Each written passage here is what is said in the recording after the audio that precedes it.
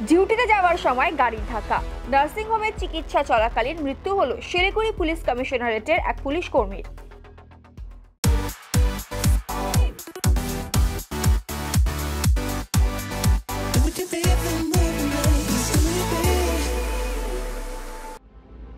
Siliguri police কমিশনারেটের Bagdogra traffic গার্ডে কর্মরত ছিলেন ASI Narayan Chandra Das.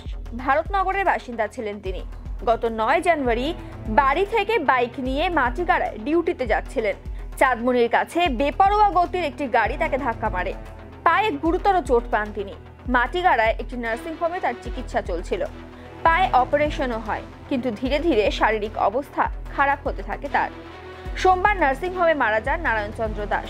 ঘটনায় শোকের ছায়া নেমে এসেছে এলাকায়। এদিকে দুর্ঘটনার পর মাটিগাড়া থানার পুলিশ গাড়িটি আটক করেছে। ঘটনা তদন্ত শুরু করে চালকের খোঁজ করা হচ্ছে। হঠাৎ ফোন আসলো আমার মোবাইলে যে এটা কি নারায়ণ দাসের বাড়ি। বলছি হ্যাঁ। কোথার থেকে ফোন করছেন? ফোনের একটু ছোট্ট অ্যাক্সিডেন্ট হয়েছে, আপনি কি আসতে পারবেন? বলছি হ্যাঁ আসতে পারবো। তারপরে তো ছেলে আমি চলে গেলাম। উনি সকালবেলা 7:30টার সময় ডিউটি যাচ্ছিলেন এই দার্জিলিং মোড়ের এখানে। তো সিটি সেন্টারের আগে অ্যাক্সিডেন্ট হয়। আমরা তো বাড়িতে ছিলাম, আমরা কিছু জানতাম না যে অ্যাক্সিডেন্ট হয়েছে। আমাদের ফোন করে তারপরে আমরা নিউটিয়া হসপিটালে যাই। নিউটিয়াতে গিয়ে দেখি পেশেন্ট মানে আমার বাবা এমার্জেন্সিতে, শুধু পায়ের অবস্থা খারাপ ছিল।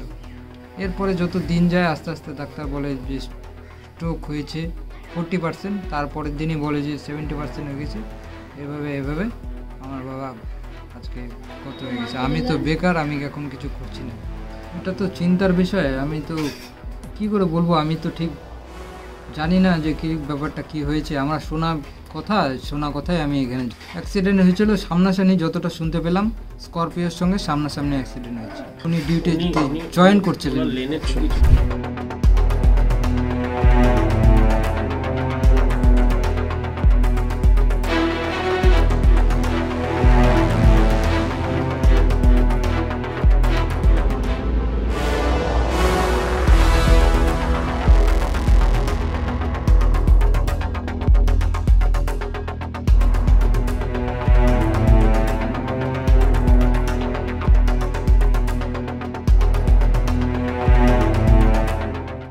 पचास 50,000 लोगों को अपनी मंजिल से है जोड़ा और नई उत्साह के साथ आए हैं फिर से थामने आपका हाथ। श्री शांति होंडा।